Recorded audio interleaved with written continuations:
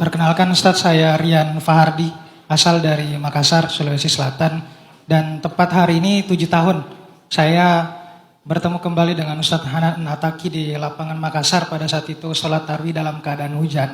Dan senang sekali hari ini bisa bertemu dan duduk paling depan dan ada kesempatan untuk bertanya. Ini kehormatan bagi saya.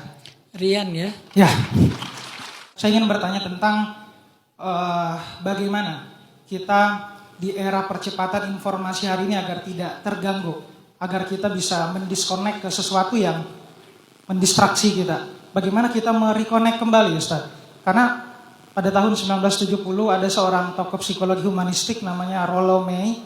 Dia memprediksi bahwa di abad 21 hari ini perjalanan generasi muda itu tantangannya berat sekali.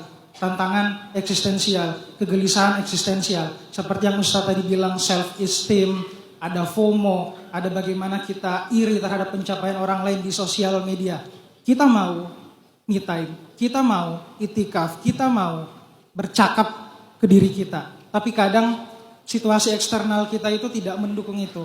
Bahkan karena kepastian di dunia eksternal kita, akhirnya kita selalu ingin mencari sesuatu yang pasti di luar daripada diri kita. Maka tidak ada waktu untuk kembali mengenali akar kita. Lalu bagaimana menciptakan ketahanan, lalu bagaimana agar kita bisa menghilangkan rasa hampa makna seperti yang ditulis di bukunya Rollo May di Psychology and the Human Dilemma itu.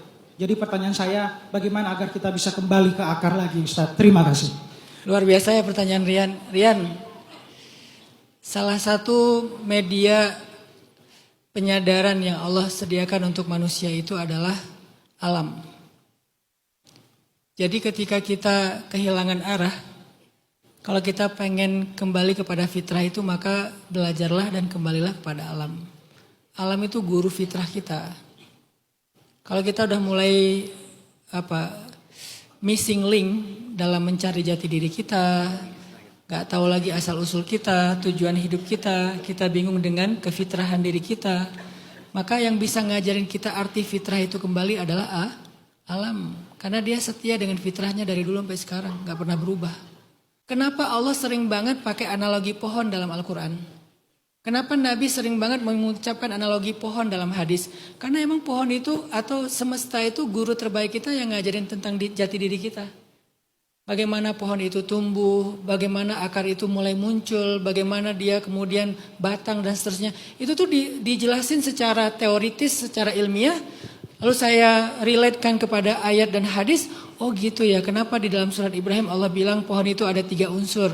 Asluha sabit, akar, wa far'uha, batang, tu'ti ukulaha, kemudian daun, bunga dan buah. Itu semuanya ada penjelasannya. Salah satu hal yang saya takjub dari pohon itu misalnya gini. Pohon itu sebelum dia tumbuh ke atas, dia akan membutuhkan waktu lebih lama untuk tumbuh ke dalam, bukan ke atas dulu. Nggak muncul, tapi dia ke dalam tanah mencari ruang-ruang di antara celah-celah batu untuk mengakar. Setelah dia beberapa lama mengakar, barulah mulai dia tumbuhkan batang, daun, bunga dan buah. Nah ini semuanya adalah pesan-pesan semesta tentang begitulah proses kehidupan, begitulah semuanya berjalan. Sehingga ketika kita belajar tentang ini, kita jadi kembali lagi kepada fitrah secara naluriah kita, secara awareness kita. Disitulah akhirnya kita jadi tahu harusnya kita kayak gimana. Kalau Rian nanya, gimana cara mengkonekkan kembali kita kepada kesadaran utuh kita, asal usul diri kita, biar kita nggak ke distract dengan hal eksternal.